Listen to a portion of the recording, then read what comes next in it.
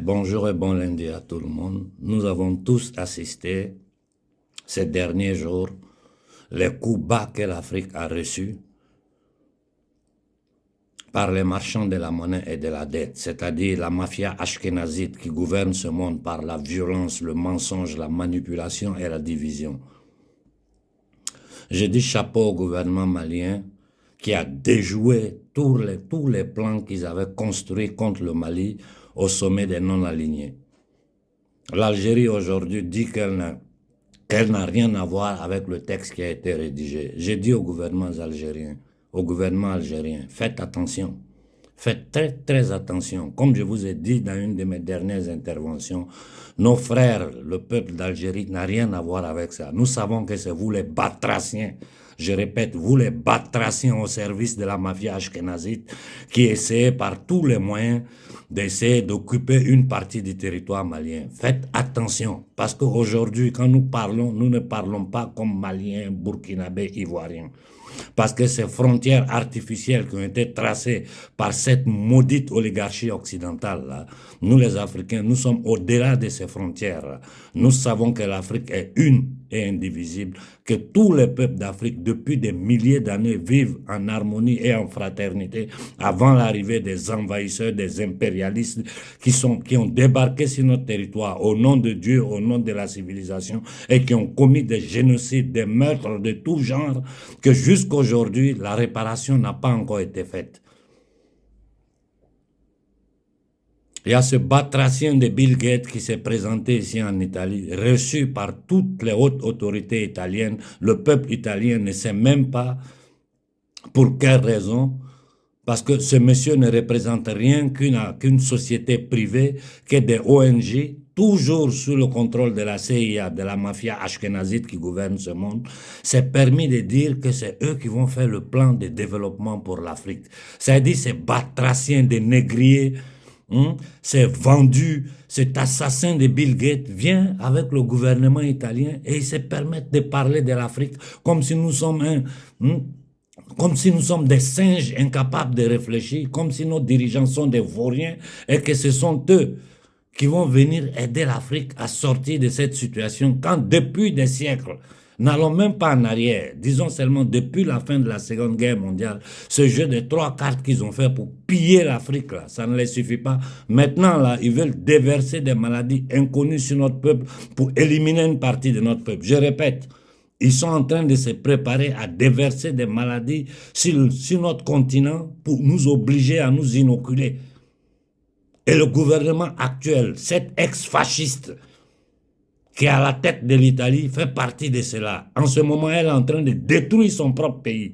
Et j'ai écrit une note en public pour lui dire, tu es libre de faire ce que tu veux à ton peuple, ici en Italie.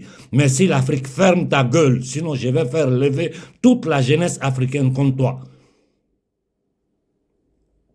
Comme je vous ai toujours dit, l'Europe est gouvernée par la mafia ashkénazite, c'est-à-dire les faux juifs, la synagogue de Satan. Ce sont eux qui sont aux commandes dans tous les postes importants, dans tous les postes de décision dans le monde. Et aujourd'hui, l'Amérique qui est sous leur contrôle, ils utilisent l'Amérique pour foutre le bordel partout dans le monde. Tuer des femmes, des enfants, des bombes partout dans le monde. Ces maudits sont en train de détruire l'humanité, d'attaquer l'humanité sur tous les plans. Et comme je vous ai toujours dit, ils ne vont pas l'arrêter. Ils ne vont pas l'arrêter. Ils ont tenté à Kampala. Le Mali a déjoué le coup. Mais ils ne vont pas s'arrêter là. Si nous ne réagissons pas pendant qu'il a encore temps pour faire sentir la voix du peuple africain, parce que ces négriers-là, il n'y a que l'exposition qui peut les arrêter. Je vous ai dit, si les peuples africains se lèvent par millions, l'élite satanique, c'est-à-dire ces gouvernements fantoches qui n'ont aucune décision, parce que toutes les décisions concernant le destin de l'humanité est prise par la mafia ashkénazite, c'est-à-dire cette hérésie sabbatéi franquiste qui ont infiltré l'islam. Et ce sont eux qu'on appelle les dominés de Turquie aujourd'hui, qui sont responsables de la chute de l'Empire ottoman. Ce sont eux qui ont infiltré le christianisme à tous les niveaux Aujourd'hui, ils ont pris le contrôle total de l'Église catholique. C'est un parmi eux, un jésuite. J'ai dit, les jésuites, ce sont des gens qui font des sacrifices. Ce sont des gens qui font des rituels sataniques à l'intérieur de l'Église catholique. C'est un d'eux qui est à la tête de l'Église aujourd'hui. Cet imposteur qu'ils appellent Bergoglio, qui n'est pas un pape, c'est un faux pape. Et nos frères musulmans du Moyen-Orient doivent comprendre que leur élite font ces mêmes sacrifices rituels là, sur des enfants, la dépravation, ce qu'ils appellent la rédemption par le péché. C'est parce que dans le monde arabe, les gens ont peur de parler, parce que ces dirigeants arabes sont d'une violence inouïe vers leur peuple. Il faut que nous lisons le monde dans sa réalité. En ce moment où je vous parle, là, les soldats maliens, burkinabés et du Niger sont au front à affronter des terroristes qu'eux, ils ont créés. Et si quelqu'un vous fait comprendre que non, c'est les conséquences de la destruction de la Libye qui a fait descendre les terroristes au Sahel, c'est un menteur ou c'est quelqu'un qui n'a rien compris. Tout ça a été calculé et planifié. Ces gens-là ne font rien par hasard. La balkanisation, la recolonisation de l'Afrique était déjà en agenda. La destruction du peuple africain en éliminant les 3/4 de la population africaine est déjà en agenda. Ils se laissent asseoir. La mafia ashkénazite à Davos, parce que c'est leur... Tout ça, ce sont eux. J'ai dit, comme je vous ai dit, à la tête de la pyramide, il y a 5 êtres que je ne peux pas considérer êtres humains, qui ont le pouvoir, ce qu'ils appellent le pouvoir suprême. En hébreu, on les appelle le Kaal. Le Kaal, c'est le pouvoir suprême. Au-dessus d'eux, il y a 300 hommes. En dessous d'eux, il y a 300 hommes. Et ce sont ces 300 hommes-là qui font descendre les ordres qui viennent du Kaal sur le reste de toutes les sociétés secrètes qu'ils ont créées. Et dans toutes les institutions du monde entier, ce sont eux qui sont présents. Ce sont eux qui sont en train d'utiliser le peuple israélien pour commettre un génocide en Palestine au nom des Israéliens, quand les Israéliens sont les premières victimes de ces batraciens satanistes et assassins.